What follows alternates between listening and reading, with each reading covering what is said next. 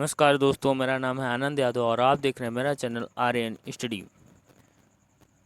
आप मेरा चैनल देख रहे हैं जिसका नाम है आर्यन स्टडी। ठीक है, तो आप इसे सब सपोर्ट करिए तथा सब्सक्राइब करिए। आज हम आपको बताएंगे जीके के 100 MCQ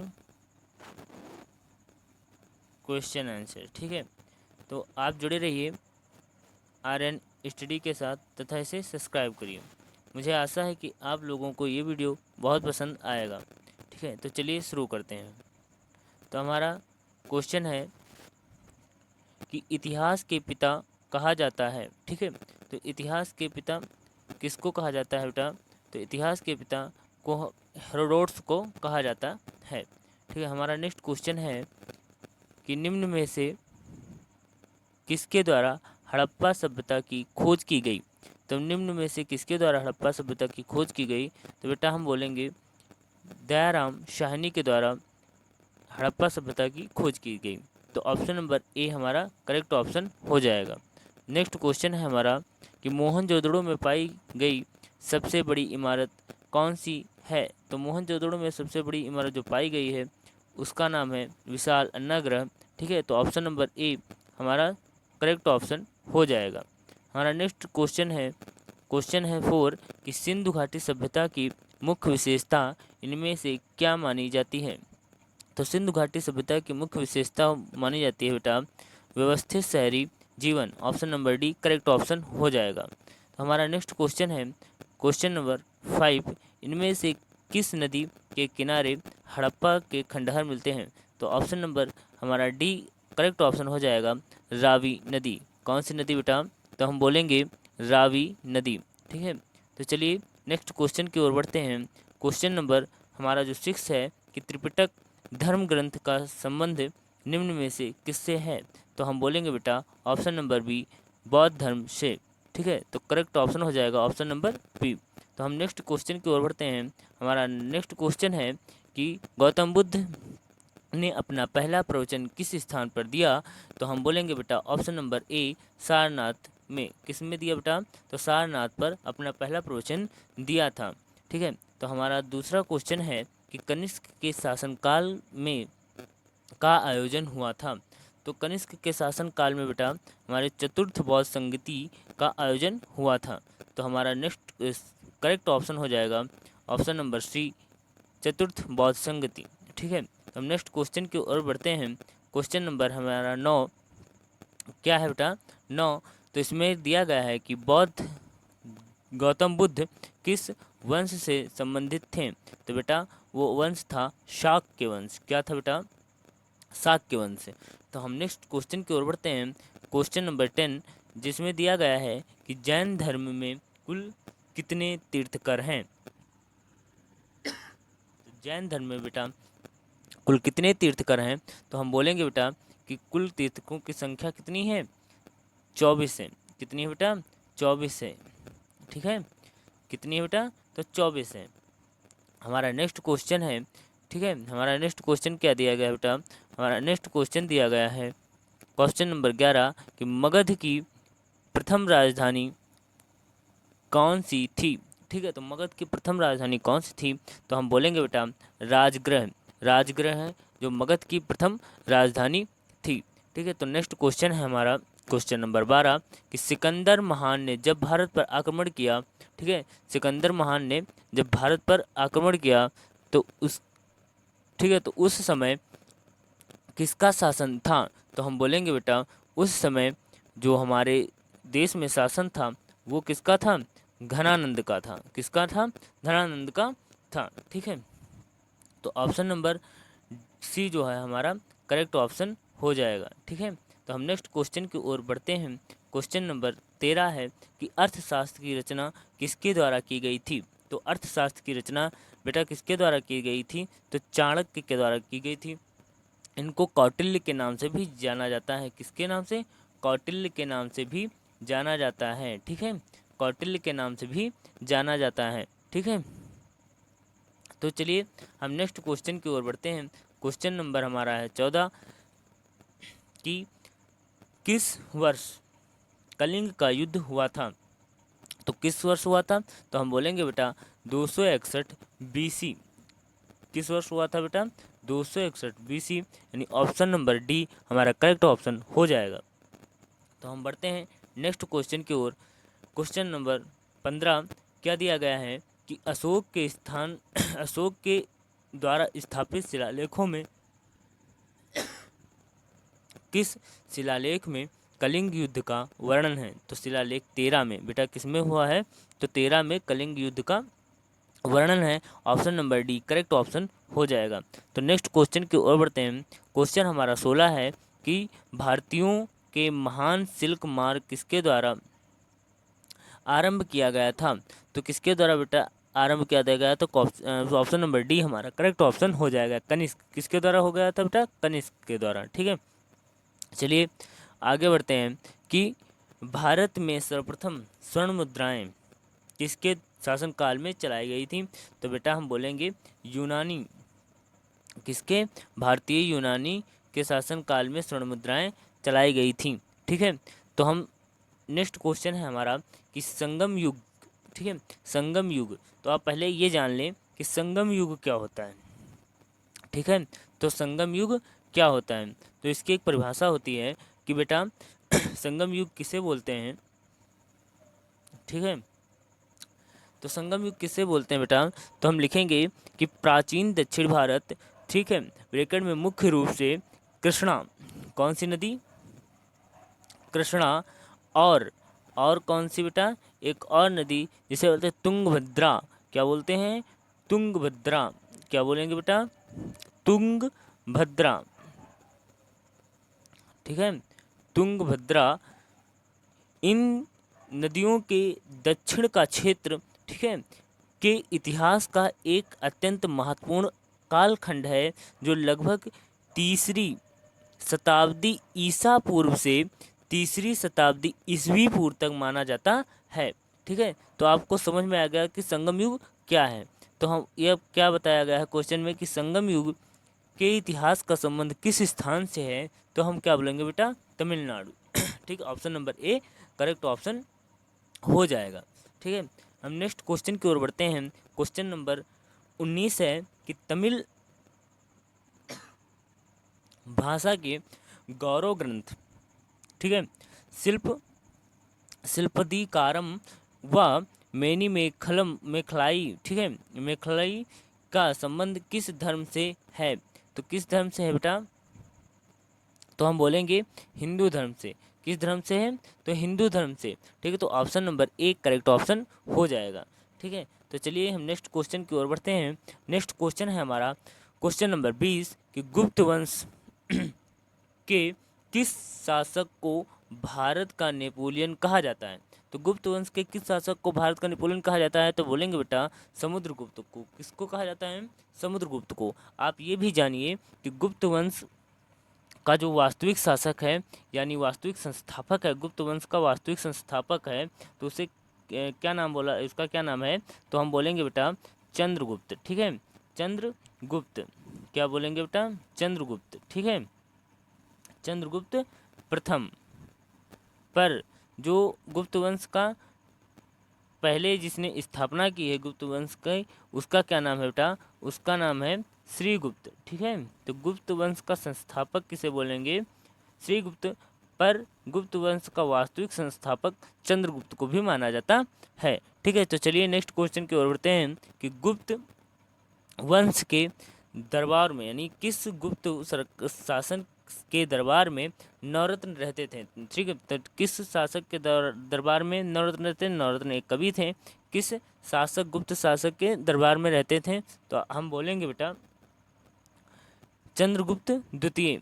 किसके शासन काल में रहते थे? तो चंद्रगुप्त द्वितीय के शासन काल में कौन रहता था? नवरत्न रहते थे। ठीक है, तो अब चलिए नेक्स्ट क्वेश्चन की ओर बढ़ते हैं। क्वेश्चन नंबर 22 है हमारा कि निम्न में से किस गुप्त शासक का अन्य नाम विक्रमादित्य है? ठीक है, तो हम बोलेंगे बेटा कि जो हमारे चंद्रगुप्त हैं, चंद्रगुप्त द्वितीय, ठीक है, चंद्रगुप्त द्वितीय, उन्हीं का नाम क्या था बेटा? विक्रमादित्य। क्या था बेटा नाम? उन्हीं का नाम था विक्रमादित्य। ठीक है, तो हम चलिए नेक्स्ट क्वेश्चन की ओर बढ़ते हैं। उससे पहले आपने यदि आर्यन स्टडी को सब्सक्राइब नहीं किया है तो आप इसे सब्सक्राइब कर लिए, जिससे मुझे भी प्रसन्नता हो, जिससे पढ़ाने में थोड़ा इंटरेस्ट मेरा भी बढ़े। तो आप आर्यन स्टडी को ज़रूर सब्सक्राइब कर लीजिए और इसी तरह के वीडियो मैं आपके लिए प्रोवाइड कराता रहूँगा। ठीक है, तो आप आर्यन स्टडी को सब्सक्राइब कर लीजिए। ठीक है, तो चलिए हम नेक्स्ट क्वेश्चन की ओर बढ़ते हैं। हमारा नेक्स्ट क्वेश्चन है क्वेश्चन नंबर 23। क्या दिया गया है बेटा कि समुद्रगुप्त के जीवनी पर लिखी गई प्रयाग प्रशस्ति किसके द्वारा लिखी गई है। तो बेटा हम बोलेंगे किसके द्वारा लिखी गई है, तो हम बोलेंगे बेटा हरिशेन किसके द्वारा लिखी गई है। Option number D correct option हो जाएगा, हरिशेन के द्वारा लिखी गई है। ठीक है, तो हमारा नेक्स्ट क्वेश्चन हमें क्या दिया गया बेटा, नेक्स्ट क्वेश्चन हमें दिया गया है इनमें से कौन सी रचना कालिदास की नहीं है। ठीक है, इनमें से कौन सी रचना कालिदास की नहीं है, तो हम बोलेंगे बेटा मृच्छकटिकम। ठीक है, और सभी जो रचनाएं हैं कालिदास की हैं, पर जो मृच्छकटिकम है ऑप्शन नंबर ए, ये हमारा करेक्ट ऑप्शन हो जाएगा, ये कालिदास की रचना नहीं है। अभिज्ञान शकुंतलम है, रघुवंशम है और मेघदूतम भी है, पर ये मृच्छकटिकम नहीं है। ठीक है, तो हम चलिए नेक्स्ट क्वेश्चन की ओर बढ़ते हैं। हमारा नेक्स्ट क्वेश्चन है क्वेश्चन नंबर 25। क्या दिया गया है बेटा कि पंचतंत्र के रचयिता इनमें से कौन है। तो पंचतंत्र के रचयिता इसमें से कौन है बेटा, तो बोलेंगे विष्णु शर्मा। हमारा नेक्स्ट क्वेश्चन है कि वह अंतिम बौद्ध राजा कौन था जो संस्कृत का महान विद्वान व लेखक था। तो बेटा हम क्या बोलेंगे हर्षवर्धन। क्या बोलेंगे बेटा, हर्षवर्धन। इनका समय सीमा बेटा कब तक मानी जाती है, तो हर्षवर्धन कहाँ के शासक थे, तो हर्षवर्धन हम बोलेंगे बेटा वर्धन्य वंश। क्या था इनका वंश, जो नाम था इनके वंश का क्या था, वर्धन्य वंश। ठीक है, वर्धन्य वंश। इसको हम बेटा और भी नाम से जानते हैं, उसका क्या नाम है, वर्धन्य वंश को हम दूसरे नाम से जानते हैं, उसे हम बोलते हैं पुष्यभूति।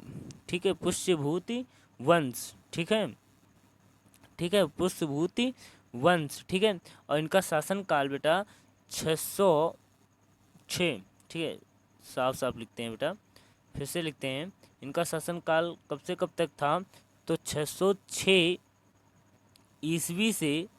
ठीक है, 606 ईस्वी से 647 ईस्वी तक था। ठीक है, 647 ईस्वी तक इनका क्या था, शासनकाल था। ये उत्तर भारत के विशाल साम्राज्य स्थापित किए थे। ठीक है, उत्तर भारत में इनका एक विशाल साम्राज्य था। ठीक है, वर्धन्य वंश के ये राजा थे। इनका शासनकाल 606 ईस्वी से 647 ईस्वी तक था। चलिए नेक्स्ट क्वेश्चन की ओर बढ़ते हैं। हर्षचरित। ठीक है, क्या दिया गया बेटा कि हर्षचरित के रचयिता कौन थे, तो बोलेंगे बेटा इनके जो कवि थे बाणभट्ट, वो हर्षचरित के रचयिता थे। तो हम नेक्स्ट क्वेश्चन की ओर बढ़ते हैं। तो हमारा नेक्स्ट क्वेश्चन है क्वेश्चन नंबर 28। क्या दिया गया है बेटा, क्वेश्चन नंबर 28 में दिया गया है कि हर्षवर्धन के शासनकाल में नामक चीनी यात्री भारत आया था। तो क्या बोलेंगे बेटा, हेन त्सांग। क्या नाम था उसका बेटा, हेन त्सांग। ठीक है, जो हर्षवर्धन के शासनकाल में भारत आया था। कहाँ से आया था, तो चीन से आया था। ठीक है, चलिए नेक्स्ट क्वेश्चन की ओर बढ़ते हैं। तो हमारा नेक्स्ट क्वेश्चन है क्वेश्चन नंबर 29। निम्न में से कौन नागानंद नाटक के रचयिता हैं। तो बेटा क्या बोलेंगे, हर्षवर्धन जो हैं वो किसके रचयिता हैं, नागानंद नाटक के भी रचयिता हैं। चलिए नेक्स्ट क्वेश्चन की ओर बढ़ते हैं। वातापी इनमें से किसकी राजधानी थी। बेटा ये आपको बताना है कि वातापी इनमें से किसकी राजधानी थी, तो हम बोलेंगे चालुक्य वंश की। किसकी राजधानी थी बेटा, तो चालुक्य वंश की। तो ऑप्शन नंबर सी हमारा करेक्ट ऑप्शन हो जाएगा। चलिए नेक्स्ट क्वेश्चन की ओर बढ़ते हैं। हमारा नेक्स्ट क्वेश्चन है कि किस शासक द्वारा महाबलीपुरम में रथ मंदिर का निर्माण कराया गया था या करवाया गया था? तो हम बोलेंगे बेटा ऑप्शन नंबर डी, नरसिंहवर्मन। क्या था? नरसिंहवर्मन के द्वारा जो हमारा महाबलीपुरम में रथ मंदिर का निर्माण हुआ है, किसके द्वारा हुआ है? तो हम बोलेंगे राजा थे वो नरसिंहवर्मन फर्स्ट ने इसका क्या कराया था? निर्माण कराया था। चलिए नेक्स्ट क्वेश्चन की ओर बढ़ते हैं। हमारा नेक्स्ट क्वेश्चन है बच्चों, हमारा नेक्स्ट क्वेश्चन दिया गया है किसके शासन काल के समय में अजंता व एलोरा की ग्रह चित्रकला विकसित हुई थी? तो हम बोलेंगे बेटा राष्ट्रकूट। ऑप्शन नंबर जो हमारा बी है वो करेक्ट ऑप्शन हो जाएगा। ठीक है, तो चलिए हम नेक्स्ट क्वेश्चन की ओर बढ़ते हैं। क्वेश्चन नंबर हमारा 33 दिया गया है कि इनमें से किसके मध्य तक्कोलम का युद्ध हुआ था? ठीक है बेटा, किसका युद्ध हुआ था? तक्कोलम का युद्ध। तो हम बोलेंगे चोल एवं राष्ट्रकूट के मध्य तक्कोलम का युद्ध हुआ था। तो ऑप्शन नंबर डी हमारा करेक्ट ऑप्शन हो जाएगा। तो हम नेक्स्ट क्वेश्चन उठाते हैं और नेक्स्ट क्वेश्चन हमारा है कि विजय स्तंभ का निर्माण किस शासक ने करवाया था? तो विजय स्तंभ का निर्माण बेटा राणा कुंभा ने कराया था। तो ऑप्शन नंबर बी हमारा करेक्ट ऑप्शन हो जाएगा। तो हमारा नेक्स्ट क्वेश्चन है किसके द्वारा गीत गोविंद काव्य की रचना की गई थी? ठीक है, तो हमारा इसका करेक्ट ऑप्शन हो जाएगा जयदेव, यानी ऑप्शन नंबर बी हमारा करेक्ट ऑप्शन हो जाएगा। हम चलिए नेक्स्ट क्वेश्चन की ओर बढ़ते हैं कि क्वेश्चन नंबर 36 किस शासक को दिल्ली सल्तनत का वास्तविक संस्थापक माना जाता है? तो हम बेटा बोलेंगे इल्तुतमिश। ठीक है, option number B correct option हो जाएगा। ठीक है, चलिए नेक्स्ट क्वेश्चन हमारा जो क्वेश्चन नंबर 37 है, इसमें क्या दिया गया है कि किताब उल हिंद नामक पुस्तक के रचयिता कौन हैं? तो किताब उल हिंद जो पुस्तक है उसके रचयिता कौन है बेटा? तो क्या है उनका नाम? उनका नाम है अल बरूनी। क्या नाम है बेटा? Option number B correct option हो जाएगा। उनका नाम है अल बरूनी। ठीक है, तो हमारा नेक्स्ट क्वेश्चन है, हमारा नेक्स्ट क्वेश्चन क्या दिया गया बेटा? नेक्स्ट क्वेश्चन दिया गया है क्वेश्चन नंबर 38 इनमें से किस शासक ने स्वयं को खुदाई खिदमतगार ठीक है कहा था? तो क्या बोलेंगे बेटा? बलबन। ठीक है, क्या बोलेंगे बेटा? बलबन ने अपने को खुद को क्या बोला था? खुदाई खिदमतगार। ठीक है, तो बलबन बेटा किस युग से संबंधित हैं? तो बलबन हम बताएंगे बेटा कि किस युग से संबंधित हैं। तो हम लिखेंगे कि मुमलुक। ठीक है, किस युग से संबंधित है? सॉरी, अभी हम बताते हैं। ये मुमलुक नहीं है, इस वंश का नाम है ममलुक। ठीक है, ममलुक मैंने लिख लिया, ममलुक। ठीक है, ममलुक वंश, या इसे हम बोलते हैं दूसरे नाम से भी जानते हैं गुलाम वंश। बहुत ही प्रसिद्ध वंश था जिसका नाम था गुलाम वंश। ठीक है, तो ममलुक या गुलाम वंश के ये क्या थे? शासक थे। ये नवे शासक थे। किस स्थान पे आते हैं? नवे। ठीक है, नवा शासक थे बलबन। ठीक है, बलबन क्या थे? नवे शासक थे। और ये किस वंश से संबंधित हैं? तो गुलाम वंश से संबंधित हैं। इनका शासन काल कब से कब तक था? तो हमें जब तक ज्ञात है कि 1266 से 1287 ईस्वी तक इनका क्या था? शासन काल था। ठीक है, और ये कहाँ के राजा थे या कहाँ के शासक थे? तो हम क्या बोलेंगे? दिल्ली सल्तनत के। कहाँ के थे? दिल्ली पर इनका शासन था। चलिए नेक्स्ट क्वेश्चन है हमारा कि दिल्ली के किस सुल्तान ने दीवान ए अर्ज की स्थापना की? तो हम बोलेंगे बेटा अलाउद्दीन खिलजी ने। किसने की बेटा? तो ऑप्शन नंबर बी हमारा करेक्ट ऑप्शन हो जाएगा, अलाउद्दीन खिलजी ने। चलिए नेक्स्ट क्वेश्चन की ओर बढ़ते हैं। क्वेश्चन नंबर क्या है हमारा? 40 कि दिल्ली सल्तनत के किस शासक को इतिहासकारों ने विरोध का मिश्रण कहा है? तो हम बोलेंगे बेटा मोहम्मद बिन तुगलक को इतिहासकारों ने विरोधों का मिश्रण कहा है। ठीक है, तो हमारा नेक्स्ट क्वेश्चन है कि क्वेश्चन नंबर 41 कि मोरक्को का प्रसिद्ध यात्री इब्न बतूता किसके शासनकाल में भारत आया था? तो हम बोलेंगे बेटा ऑप्शन नंबर सी, मोहम्मद बिन तुगलक के शासनकाल में भारत आया था। हमारा करेक्ट ऑप्शन हो जाएगा ऑप्शन नंबर सी। ठीक है, तो हम नेक्स्ट क्वेश्चन की ओर बढ़ते हैं। क्वेश्चन है हमारा 42 कि दिल्ली सल्तनत की प्रथम व अंतिम महिला शासन निम्न में से कौन सी थी? तो हम बोलेंगे बेटा रजिया। कौन थी? रजिया। ऑप्शन नंबर सी हमारा करेक्ट ऑप्शन हो जाएगा। चलिए जल्दी जल्दी हम क्वेश्चन कर लेते हैं। क्वेश्चन है हमारा 43 क्या है? विजयनगर साम्राज्य का सबसे महानतम राजा किसे माना जाता है? तो हम बोलेंगे बेटा ऑप्शन नंबर बी, कृष्णदेव राय। ठीक है, जो विजयनगर का सबसे महानतम राजा था उसे हम क्या बोलेंगे? कृष्णदेव राय को हम बोलते हैं। ठीक है, नेक्स्ट क्वेश्चन है हमारा क्वेश्चन नंबर 44 क्या है बेटा? क्वेश्चन नंबर 44 दिया गया है कि किस स्थान पर से विजयनगर साम्राज्य के खंडहर मिलते हैं? तो हम क्या बोलेंगे? हम्पी। क्या बोलेंगे बेटा? हम्पी। ठीक है, हमारा नेक्स्ट क्वेश्चन है क्वेश्चन नंबर 45 कि तालीकोटा का युद्ध किसे राक्षसी तंगड़ी का युद्ध भी कहा जाता है? ठीक है, जो तालीकोटा का युद्ध है जिसे राक्षसी तंगड़ी का भी युद्ध कहा जाता है, तो कब हुआ था बेटा? तो 1565 में हुआ था। कब हुआ था? 1565 ईस्वी में हुआ था। ठीक है, तो हम नेक्स्ट क्वेश्चन की ओर बढ़ते हैं। क्वेश्चन नंबर है 46 कि बीजापुर स्थित गोल गुंबज का निर्माण किस शासन ने करवाया था या किस शासक ने करवाया था? तो क्या बोले थे बेटा? क्या बोलेंगे? मोहम्मद आदिल शाह। किस शासक ने बेटा कराया था? तो मोहम्मद आदिल शाह। ठीक है, हमारा नेक्स्ट क्वेश्चन है क्वेश्चन नंबर 47 कबीर के उपदेशों का संग्रह किसमें मिलता है? तो बोलेंगे बेटा बीजक। किसमें मिलता है बेटा? बीजक। ठीक है, ऑप्शन नंबर सी हमारा करेक्ट ऑप्शन हो जाएगा। हमारा नेक्स्ट क्वेश्चन है इनमें से कौन अद्वैतवाद, ठीक है, के प्रवर्तक थे? तो अद्वैतवाद के कौन प्रवर्तक थे बेटा?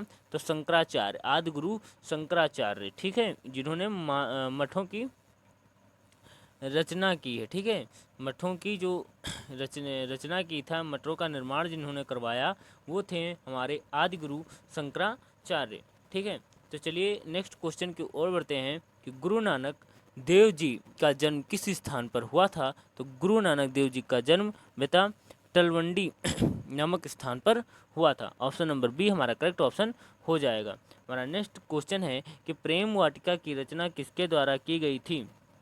तो प्रेम वाटिका की रचना किसके द्वारा की गई थी बेटा? तो रसखान के द्वारा की गई थी। किसके द्वारा की गई थी बेटा? तो रसखान के द्वारा की गई थी। तो ऑप्शन नंबर डी हमारा करेक्ट ऑप्शन हो जाएगा। हमारा नेक्स्ट क्वेश्चन है क्वेश्चन नंबर 51 कि भारत में चिश्ती सिलसिले को किसके द्वारा स्थापित किया गया था? तो शेख मोइनुद्दीन चिश्ती। ठीक है, किसके द्वारा बेटा? तो Sheikh Moinuddin Chishti. Option number A हमारा करेक्ट ऑप्शन हो जाएगा। नेक्स्ट क्वेश्चन है कि 1526 में हुई पानीपत के प्रथम युद्ध में बाबर ने किसे पराजित कर मुगल साम्राज्य की स्थापना की? तो बेटा 1526 में जब प्रथम युद्ध हुआ था तो किसे पराजित कर बाबर ने मुगल साम्राज्य की स्थापना की? तो हम बोलेंगे इब्राहिम लोदी। किसे पराजित किया था? Option number B correct option हो जाएगा। तो पानीपत के 3 युद्ध हुए हैं ना, तो प्रथम कब हुआ था? तो प्रथम युद्ध हुआ था बेटा कब हुआ था? तो हम बोलेंगे सर प्रथम युद्ध हुआ था 21 अप्रैल 1526। कब हुआ था बेटा? तो हम क्या बोलेंगे बेटा? तो हम बोलेंगे पानीपत का जो प्रथम युद्ध हुआ था तो वो हुआ था 21 अप्रैल। कब हुआ था बेटा? 21 अप्रैल 1526। ठीक है, 21 अप्रैल 1526। और जो हमारा दूसरा हुआ था, ठीक है, दूसरा कब हुआ था? तो दूसरा हुआ था बेटा 15 नवंबर 1556। ठीक है, 15 नवंबर 1556 अकबर और किसके मध्य हुआ था? अकबर और हेमू के मध्य। ठीक है, जो हिंदू शासक था हेमचंद्र उनके मध्य हुआ था, किसके किसके मध्य हुआ था, अकबर और हेमू के मध्य, ठीक है, 1556 में। और जो हमारा तीसरा हुआ था, तीसरा कब हुआ था, तीसरा कब हुआ था बेटा, तो तीसरा हम बोलेंगे, तीसरा हमारा हुआ था, तीसरा हमारा कब युद्ध हुआ था, तो बेटा हम बोलेंगे, तो सन मुझे क्लियर नहीं याद है, मगर किसके किसके मध्य हुआ था, तो हम बताएंगे कि बेटा अहमद शाह, अहमद शाह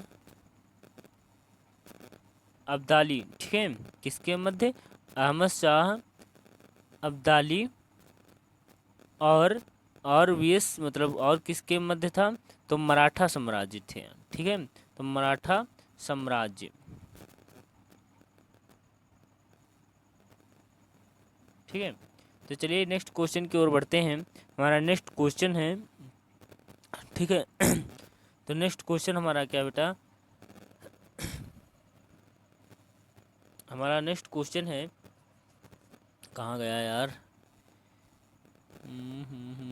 हाँ ठीक है, तो हमारा नेक्स्ट क्वेश्चन है क्वेश्चन नंबर 53 कि पहला अंग्रेज व्यापारी जो जहांगीर के दरबार में आया था, तो क्या बोलेंगे बेटा, कैप्टन हॉकिंस, क्या थे वो, captain Hawkins, option number B correct option हो जाएगा।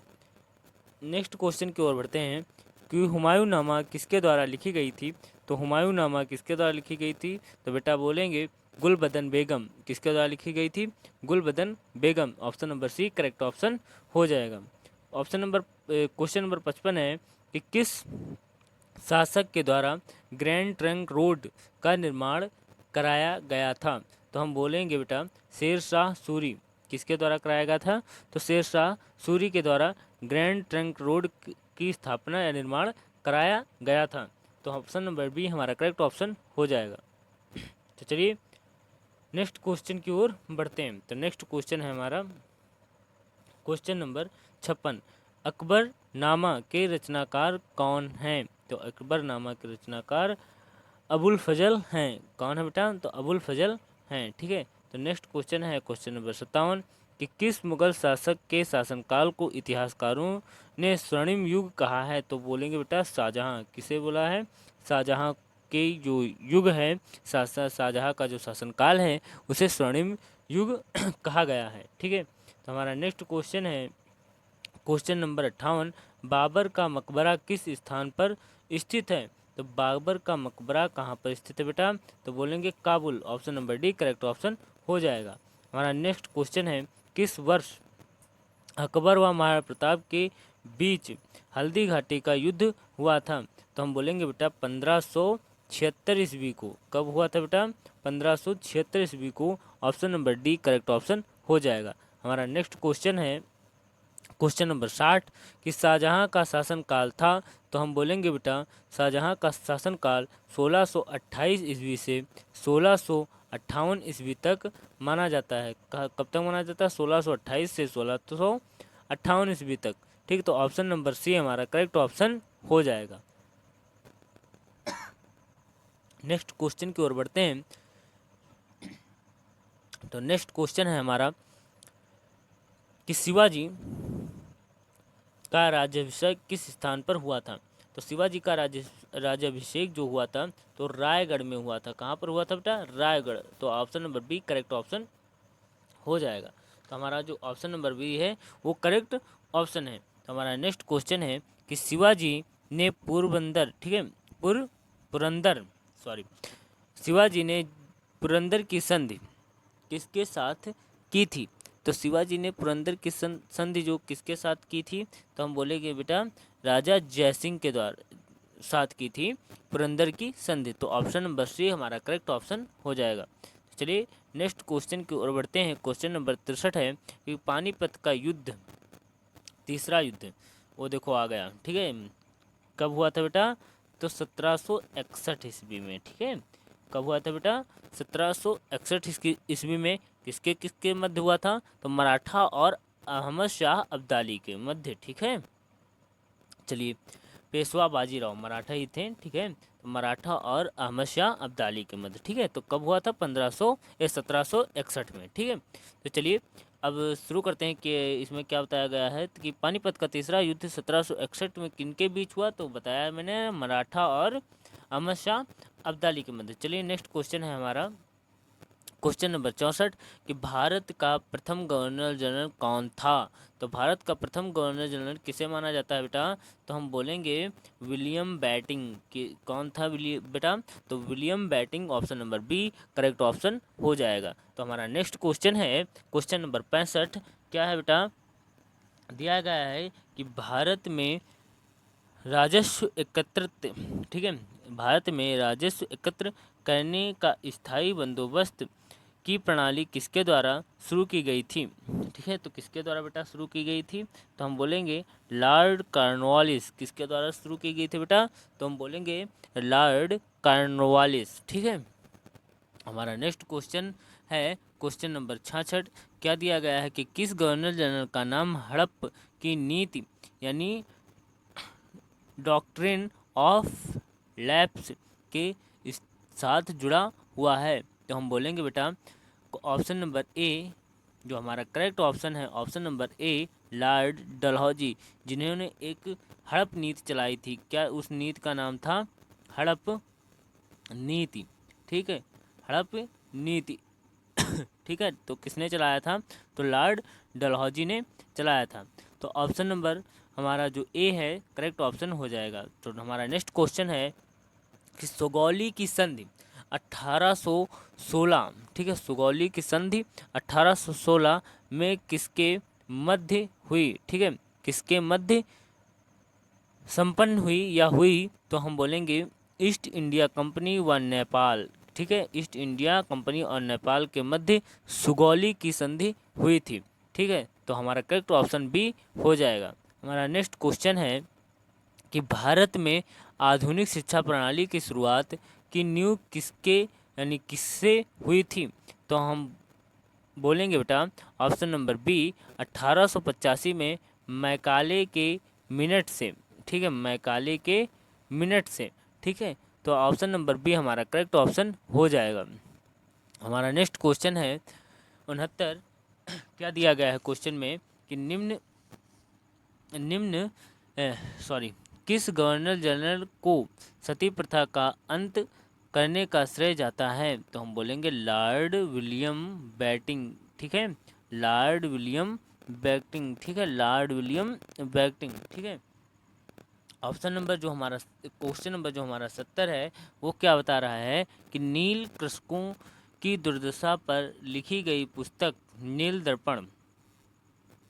नील दर्पण किसने लिखा बेटा, तो हम बोलेंगे बेटा दीनबंधु मित्रों ने। किसने लिखा बेटा, दीनबंधु मित्रों ने। ठीक है, तो ऑप्शन नंबर जो हमारा ए है वो करेक्ट ऑप्शन हो जाएगा। तो हमारा क्वेश्चन है 71 कि किन्हें भारतीय पुनर्जागरण का पिता कहा जाता है, तो किसे कहा जाता है बेटा, तो ऑप्शन नंबर सी जो हमारे राजा राम मोहन राय हैं उनको क्या कहा जाता है, भारतीय पुनर्जागरण का पिता कहा जाता है।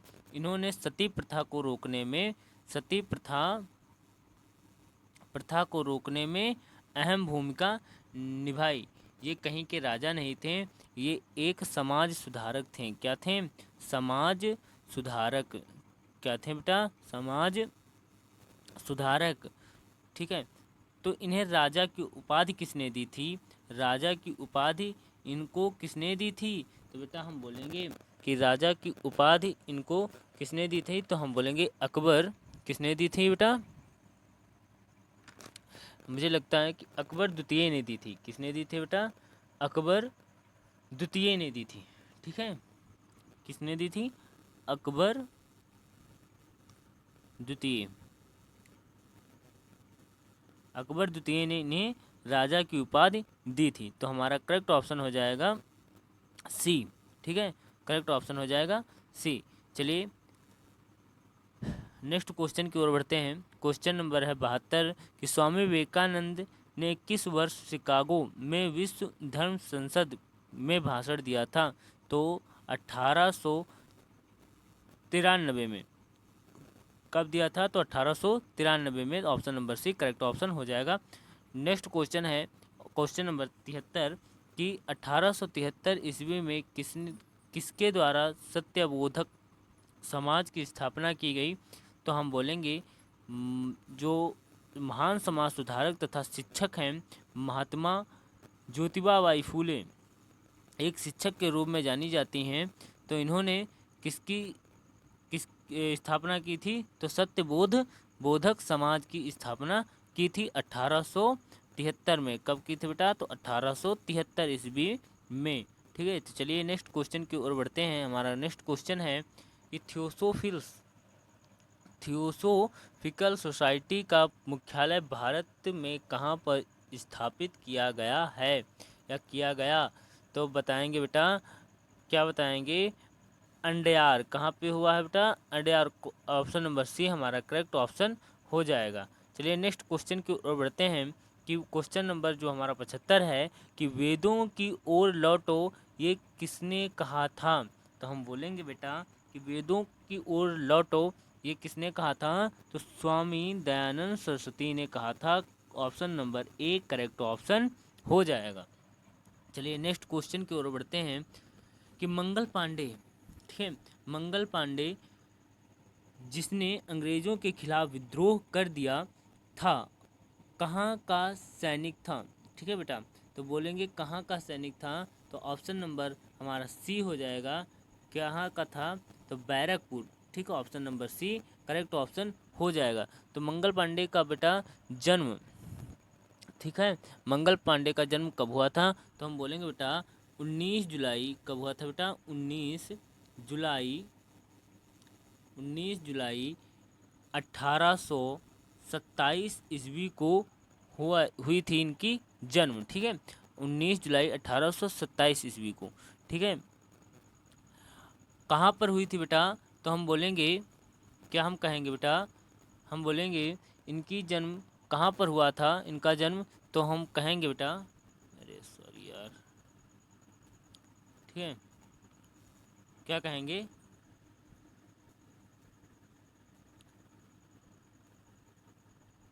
इनका जन्म कहाँ पर हुआ था? तो हम लिखेंगे नगवा। कहाँ पर हुआ था? नगवा, जो कहाँ पर पड़ता है? बलिया जिला, उत्तर प्रदेश। ठीक है, कहाँ पर हुआ था? नगवा। ठीक है, अब हमारा नेक्स्ट क्वेश्चन है 1857 की क्रांति के समय ब्रिटेन का प्रधानमंत्री कौन था? तो हम बोलेंगे बेटा ब्रिटेन का प्रधानमंत्री लॉर्ड पामस्टर्न। ठीक है, option number B correct option हो जाएगा। नेक्स्ट क्वेश्चन की ओर बढ़ते हैं। नेक्स्ट क्वेश्चन है हमारा 1857 के विद्रोह में विद्रोहियों ने किसे अपना नेता माना था?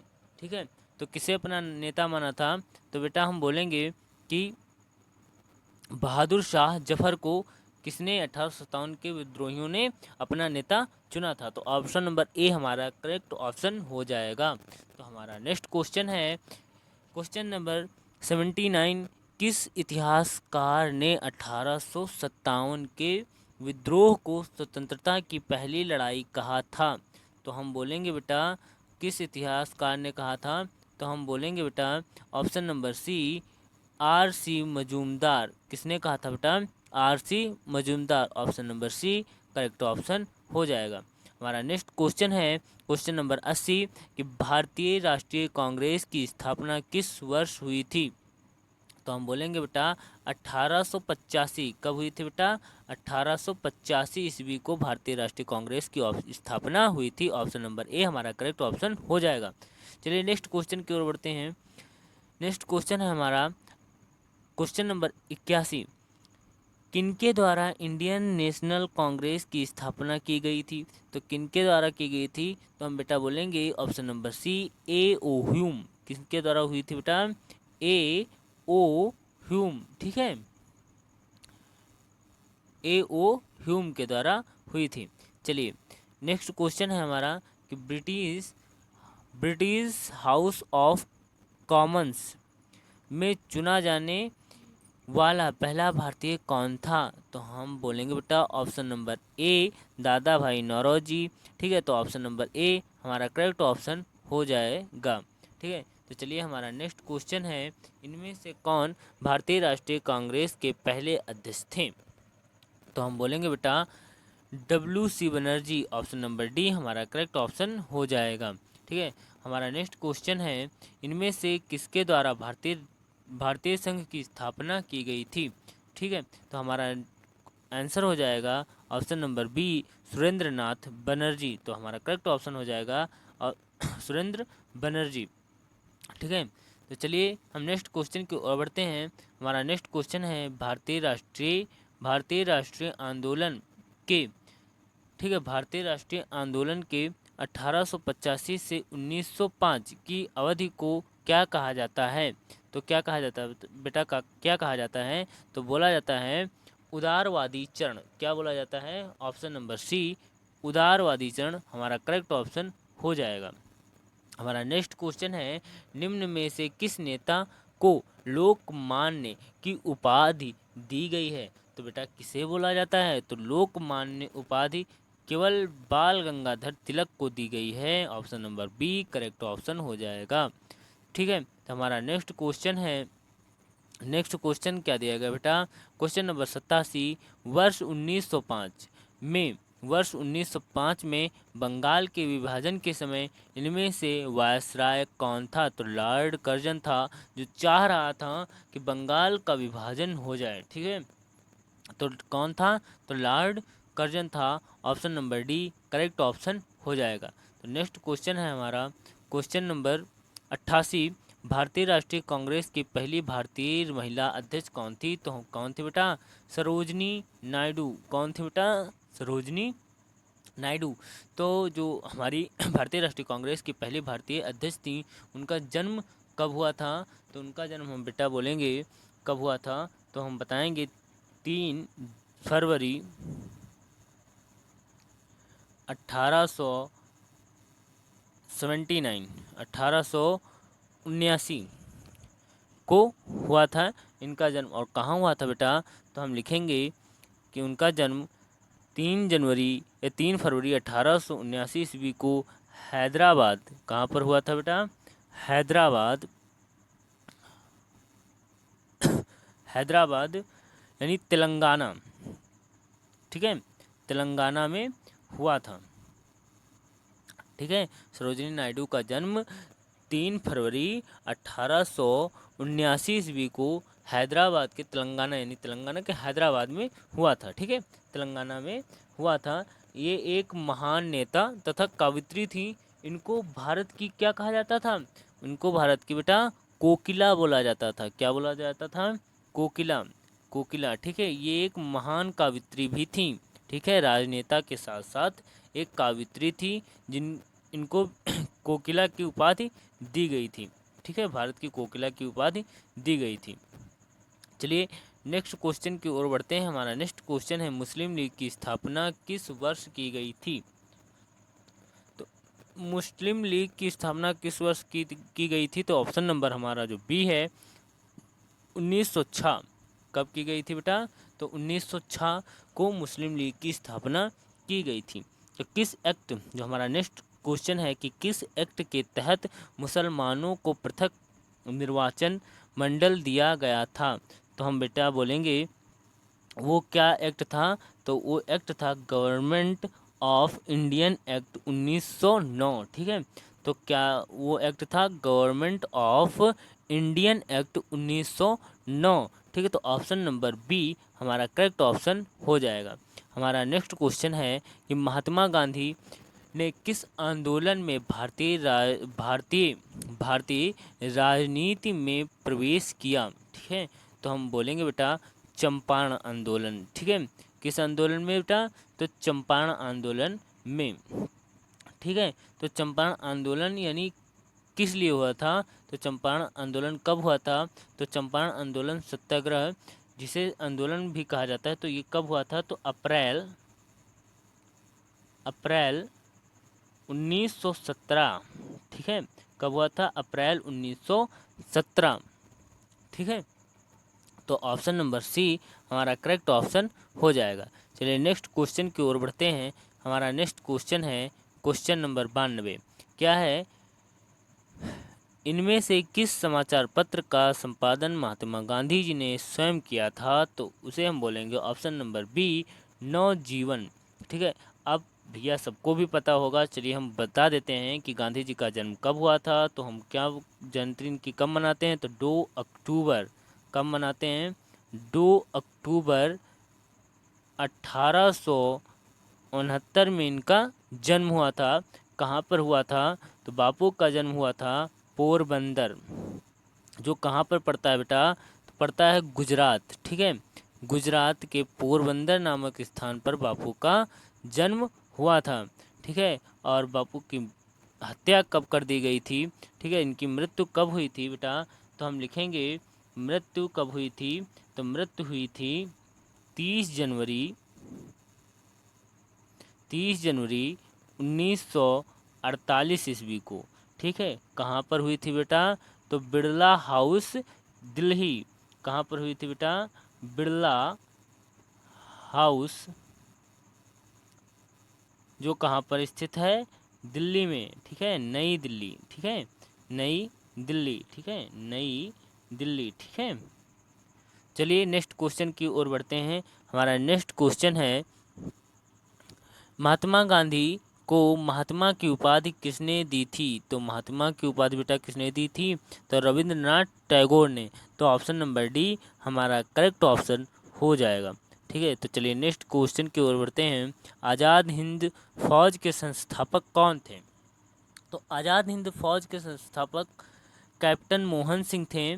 ऑप्शन नंबर बी हमारा करेक्ट ऑप्शन हो जाएगा। हमारा नेक्स्ट क्वेश्चन है कि वह नेता जिसने तीनों गोलमेज सम्मेलन में भाग लिया था, तो वह कौन से नेता थे, तो बोला जाएगा option number D Bhimrao Ambedkar. अब ये तीनों गोलमेज सम्मेलन कब हुए थे, ठीक है, तो हम क्या बताएंगे बेटा, जो हमारे तीनों गोलमेज सम्मेलन हुए थे वो हुए थे, जो प्रथम गोलमेज सम्मेलन था, जो प्रथम गोलमेज सम्मेलन कब हुआ था, और सेकंड गोलमेज सम्मेलन कब हुआ था, और जो हमारा थर्ड गोलमेज सम्मेलन है वो कब हुआ था। चलिए देखते हैं। तो जो हमारा प्रथम गोलमेज सम्मेलन है, वो जो प्रथम ठीक है, प्रथम जो गोलमेज सम्मेलन है वो हुआ था 12 नवंबर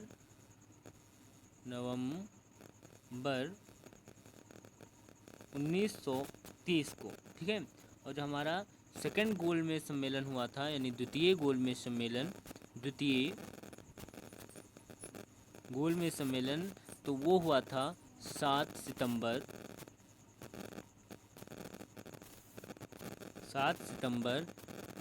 1931 को, ठीक है, 7 सितंबर 1931 को हुआ था। और कब से कब तक था, ठीक है, तो 1 दिसंबर 1931, ठीक है। चलिए नेक्स्ट क्वेश्चन, जो हमारा नेक्स्ट गोलमेज सम्मेलन था वो कब हुआ था, तो तृतीय जो हमारा गोलमेज सम्मेलन था वो 17 नवंबर से स्टार्ट हुआ था, और कब तक हुआ था, तो हुआ 17 नवंबर 1932 से 24 दिसंबर 1932, ये तीसरा हो गया था, ठीक है। तीनों जो गोलमेज सम्मेलन है उनकी अवधि हमने आपको बता दी थी, यानी बता दी है। तो अब चलिए नेक्स्ट क्वेश्चन की ओर बढ़ते हैं। तो हमारा नेक्स्ट क्वेश्चन है क्वेश्चन नंबर 96 कि किस प्रसिद्ध क्रांतिकारी ने इलाहाबाद के अल्फ्रेड पार्क में पुलिस के साथ मुठभेड़ में स्वयं को गोली मार ली, तो किसने मारा था बेटा, तो बोलेंगे चंद्रशेखर आज़ाद। किसने मारा था बेटा, चंद्रशेखर आज़ाद ने स्वयं को अल्फ्रेड पार्क में गोली मार ली थी। तो ऑप्शन नंबर हमारा जो करेक्ट ऑप्शन हो जाएगा ऑप्शन नंबर ए, ठीक है, चंद्रशेखर आज़ाद। अब चंद्रशेखर आज़ाद का जन्म बेटा कब हुआ था, तो हम आपको बता देंगे। जन्म हुआ था 23 जुलाई 1906 को मध्य प्रदेश में हुआ था, ठीक है। इनके गांव का नाम था भावरा, ठीक है, जो मध्य प्रदेश में पड़ता है।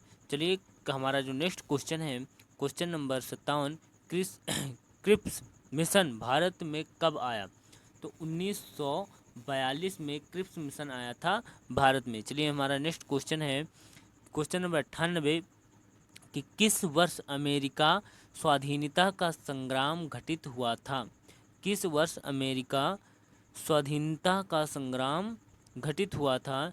तो हमारा ऑप्शन नंबर बी जो है वो करेक्ट ऑप्शन हो जाएगा 1775 से 1783। ठीक है, तो ऑप्शन नंबर बी हमारा करेक्ट ऑप्शन हो जाएगा। नेक्स्ट क्वेश्चन है हमारा 99, इनमें से किसे, ठीक है, रूस की क्रांति का जनक कहा जाता है? तो हम बोलेंगे बेटा लेनिन। किसे बोला जाता है? ऑप्शन नंबर डी हमारा करेक्ट ऑप्शन हो जाएगा। ऑप्शन नंबर 100 यानी क्वेश्चन नंबर 100 को देखने से पहले यदि आपने अभी तक आर्यन स्टडी को सब्सक्राइब नहीं किया है तो आप इसे सब्सक्राइब कर लीजिए, जिससे मुझे भी थोड़ा मोटिवेशन मिलता है। ठीक है, आप आर्यन स्टडी को सब्सक्राइब कर लीजिए। ठीक है, तो चलिए नेक्स्ट क्वेश्चन की ओर बढ़ते हैं।